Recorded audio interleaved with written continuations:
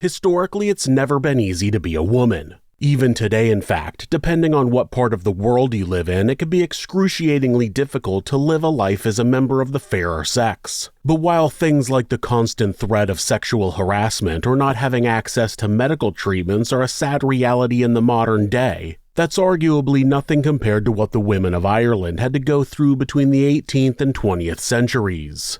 Most people know about the oppression suffered by women in the past and applaud the progress made since then. Sometimes, though, the situation was even worse than you've been told.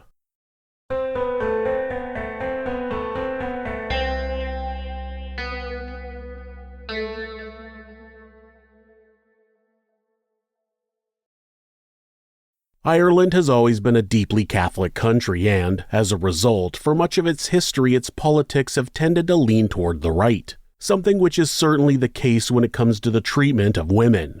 I mean, it wasn't until 2018 that abortion was made legal in the country, and part of the reason it had been made illegal in the first place was not only because of the church's belief in the sanctity of life, but also because of old religious hang-ups about sexual promiscuity outside of marriage. Of course, it was the same attitude towards women being sexually active that led to the development of the Magdalene Movement in the mid-18th century. What was the Magdalene Movement? Well, it was basically a campaign to put fallen women to work in workhouses, with the ultimate goal being to rehabilitate them and then welcome them back into the world as upstanding citizens after the fact. As to how a fallen woman was defined, well, initially, in keeping with the namesake of the movement, Mary Magdalene, it would mostly refer to sex workers, the group who were considered to be amongst the lowest of the low at the time. It was a time period where any female who stepped outside of the very narrow parameters of what was deemed acceptable was considered to be a major societal problem. After all, if they were freely allowed to do such things as use their bodies to make a living when other opportunities were slim on the ground, then it might just represent the end of society as it existed, and that couldn't be allowed. So, needless to say, given the climate of the time being a very conservative and male-dominated one, it didn't take long for the Magdalene Movement to begin picking up steam. Once it picked up enough to where it started to manifest itself into reality in 1765, it created a situation where various laundries began popping up. Laundries which were created with the intention of housing these wayward women who could then remain there until they'd been sufficiently rehabilitated. The only problem with that, though, was that no matter how many sex workers were taken in, it seemed to do little to reduce the number on the streets at any given time. As Francis Finnegan, author of Do Penance or Perish, a study of Magdalene asylums in Ireland, later put it, quote, "The consignment of prostitutes to these laundries seldom reduced their numbers on the streets any more than did an individual prostitute's death. Because so long as poverty continued and the demand for public women remained, such losses were easily replaced." So, over time, the focus shifted away from attempting to maintain social and moral order through such institutions and more towards using these women as what was effectively a free workforce. But in doing that, it also meant additional girls had to be brought in to occupy any empty beds as, under the rules of capitalism, in order to make the most money, things had to be running at full capacity at all times. Despite the proliferation of sex workers on the streets, eventually it became hard to find enough to send into each laundry in order to make them profitable. So, at that point, the definition of what constituted a fallen woman had to be broadened to include any women who appeared to challenge traditional notions of Irish morality. Now, selling yourself was not the only thing that merited being sent away to a Magdalene laundry. On top of that, you could also become pregnant outside of wedlock, be an orphan, commit a minor crime such as not paying for a train ticket, have a mental health condition, or simply just be outspoken in general. Sure, you could argue the vast majority of these women didn't need to be rehabilitated as their only crime had been to not be in step with the extremely oppressive culture of the time. But with the time being what it was, there was little they could do to change that. All they could do, in fact, was go along with it when either their families or the authorities sent them off to one of these locations.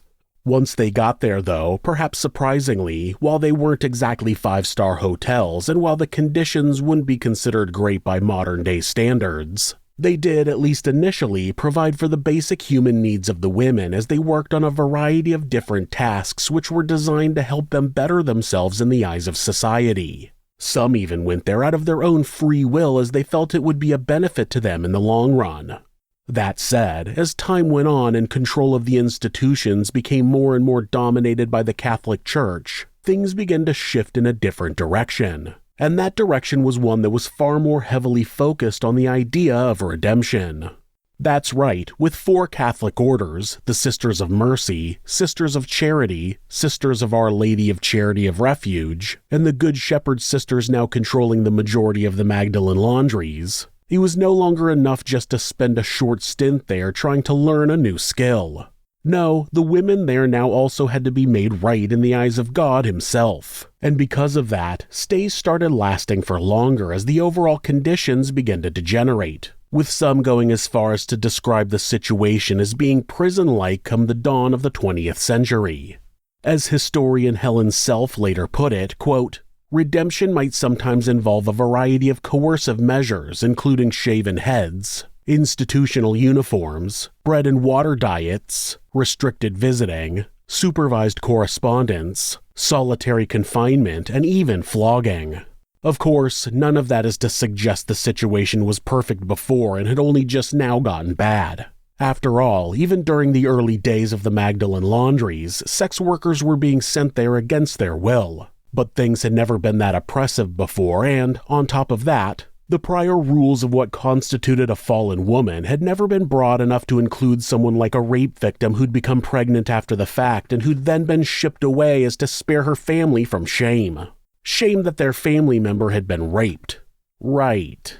It had also never included women as old as 89 who'd previously been held in both psychiatric institutions and prisons, or girls as young as 9 who were sent away by other church groups like the Legion of Mary. But now these very ladies were also being moved over to such laundries where their labor could be exploited free of charge. And once they were there, they were kept prisoner behind high walls with broken glass cemented at the apex, all while being given no idea as to when they might be released.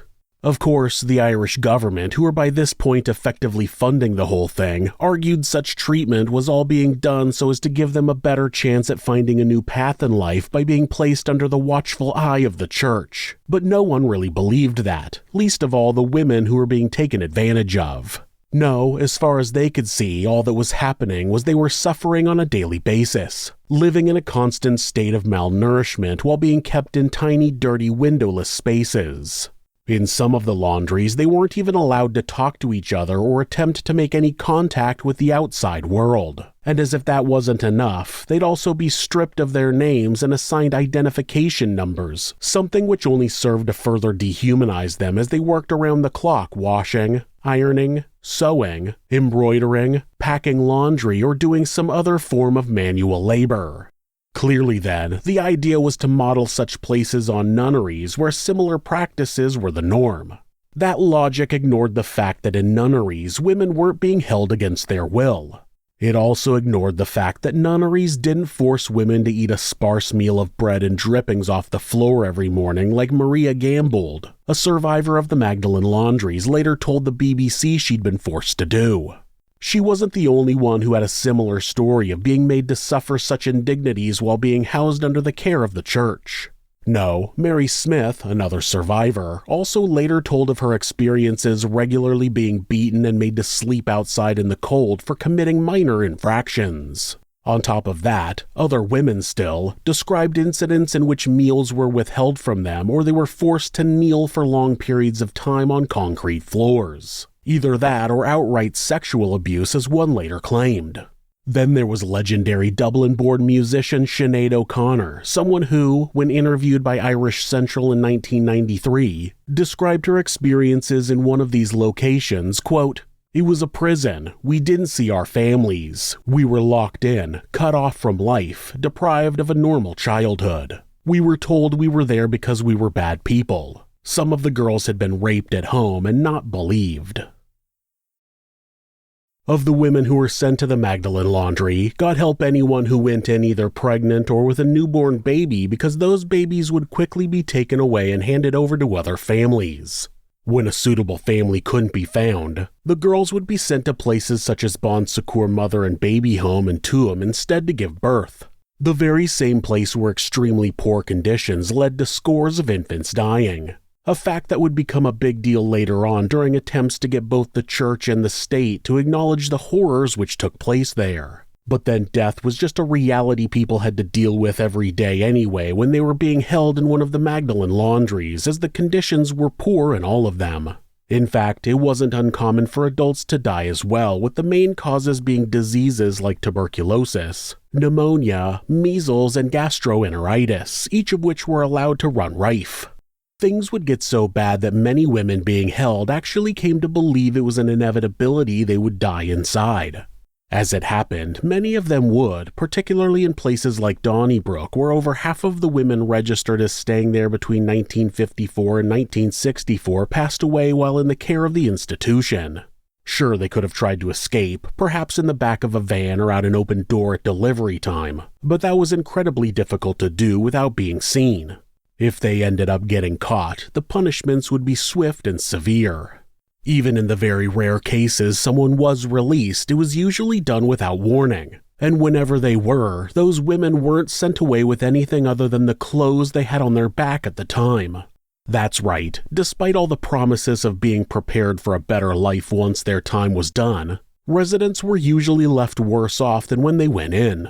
So as a result, many were forced to take jobs in other institutions run by nuns where the living conditions weren't much better, and not all women who were released could handle even getting that much sorted out for themselves, as they'd become so institutionalized by their time in the laundries they were utterly dependent on their captors to do everything for them. But even then, with all that going on, there were still some who were willingly entering into such institutions. Why would they do such a thing? Well, they were usually desperate, possibly even fleeing violence in their home lives. And as a result of the outside perception of the Magdalene Laundries generally being that of nice schools where young girls could go to get an education, they had no way of knowing they were getting themselves into such a bad situation. Despite all the horrors that were taking place within their walls, the fact the girls there were largely disconnected from the outside world meant news of what was actually going on inside the laundries didn't filter out too much. Whenever something did manage to reach the ears of the public, it was usually dismissed as, with Ireland being such a religious country, most people didn't want to entertain the idea the church would be involved in something so horrendous. As time went on, however, and the country gradually became more modernized, more and more of those stories were taken seriously, leading to questions being asked. And one of the most prominent of these questions was why wasn't the government stepping in and regulating such places, stopping them from being run in the way they were? As it happened, the answer to that was the government knew all about what was going on behind closed doors, but they were fine with it so long as they continued creating work and keeping wayward women off the streets. Even when the Factories Act meant inspectors began visiting such locations all over Ireland from 1957 onward, they were rarely interested in the state of the women themselves. No, they were far more concerned with machinery and the general conditions of the premises. So, if growing public concern wasn't enough and the idea of real government oversight was laughable, how did the era of the Magdalene Laundries come to a close? Well, while the reason for that has been debated, the most likely causes are a combination of changes in sexual morals during the second half of the 20th century and the fact they simply stopped being as profitable as they once were. Either way, whatever the real cause, the end result was the same. And that was that, from the 1960s onward, the laundries began to close down one at a time, freeing what is believed to have been upwards of 11,000 women from what was effectively indentured servitude in the process. So sparse in their numbers did these institutions become over time that by the 80s, only 147 women around the country were admitted into one, and by the 90s that number had fallen even further to a mere 8. That wasn't the final nail in the coffin, though. No, that came in 1993 when the Sisters of Our Lady of Charity sold part of the land in their convent to a property developer in order to cover growing financial losses they'd been accruing. The only problem with that, though, was that, once they did, the new owners began digging around and found a burial site of 133 unmarked graves, something that was a clear criminal offense as none of those deaths had been registered with the state. While that wouldn't become widely known to the public initially, it still managed to speed up the process of reformation enough to where, just 3 years later, the last laundry was officially closed down. And only a year after that, the story of the hidden burial site did indeed become public knowledge following the release of a Channel 4 expose in 1997. An expose which led to the people of Ireland becoming outraged and demanding answers. That was what ultimately led to the Irish government being forced to formally acknowledge the atrocities that had taken place in their country during an official statement released in 2001. Even at that point, though, they'd still resist calls for a full investigation to be carried out and for reparations to be made because, as far as they were concerned, the laundries were privately run and so outside of their remit. In the end, though, that wasn't enough to satisfy the public, especially as revelations about the church's involvement in covering up sexual abuse scandals were now coming to light, further fueling the flames of distrust and discontent with that particular institution. So, after years of holding off, eventually in 2011 an inquiry was launched, with the results being published 2 years later. According to the committee responsible for it, not only were there countless abuses allowed to happen to women under the watch of the church, all with the mindset of exploiting their labor in order to make a profit, but the state had also colluded with them in doing so by sending girls to these locations on a regular basis. So, with that revelation now out there in the public sphere, at the time Irish Taoiseach or Prime Minister Enda Kenny felt the need to offer a formal apology when he stated, quote, "This is a national shame for which I say again I am deeply sorry and offer my full and heartfelt apologies. I, as Taoiseach, on behalf of this state, the government and our citizens, deeply regret and apologize unreservedly to all those women for the hurt that was done to them, for any stigma they suffered as a result of the time they spent in the Magdalene Laundry. We now know that the state itself was directly involved in over a quarter of all admissions." But that wouldn't be all he'd do, though. No, on top of that, he also outlined plans for a compensation package which was going to be issued to the victims in due course. Sadly, though, the response from the Catholic Church wouldn't be so apologetic as, when questioned on the findings of the report in an interview on RTE Radio 1 in February of that same year, 2 anonymous nuns argued media coverage of the whole thing was an example of anti-Catholic sentiment, with one even going so far as to say, quote, "Apologize for what? Apologize for providing a service? We provided a free service to the country. All the shame of the era is being dumped on the religious orders. The sins of society are being placed on us. No, sister, the shame of abusing women in the name of God is being placed on you." Would they have said the same thing had they known that just 5 years later a further unmarked gravesite would be discovered below the Bon Secours mother and baby home in Tuam, with the bodies of 800 babies being unearthed there? That's impossible to say, but it seems unlikely. It also seems unlikely the president of the U.S. Catholic League, Bill Donahue, would have gone on record in July of 2013 as stating, quote, "No one was imprisoned nor forced against her will to stay. There was no slave labor. It's all a lie."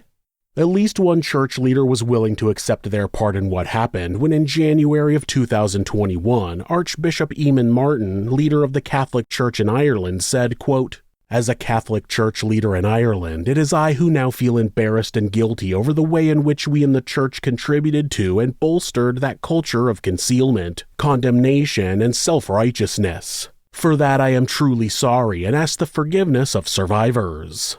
So, with that put into words and with culpability now publicly accepted by some of the responsible parties, the survivors of the Magdalene Laundries could finally fully begin to close the door on the terrors they'd experienced decades before, allowing them to move on with their lives for the first time in years. And what's more, with knowledge of what happened now spreading around the world with the help of films like Peter Mullen-directed The Magdalene Sisters, or the Academy Award-nominated Steve Coogan and Judi Dench movie Philomena, they could rest easy knowing their story will never be forgotten, and all that they went through would hopefully never be experienced by another woman ever again.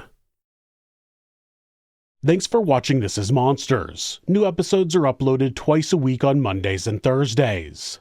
There are occasional bonus episodes covering unsolved cases in criminal history. If you have a suggestion for a case you think I should cover, leave it in the comments. You can always follow the channel on Instagram at thisis_monsters and purchase merch at thisismonsters.com. Thanks so much, and be safe.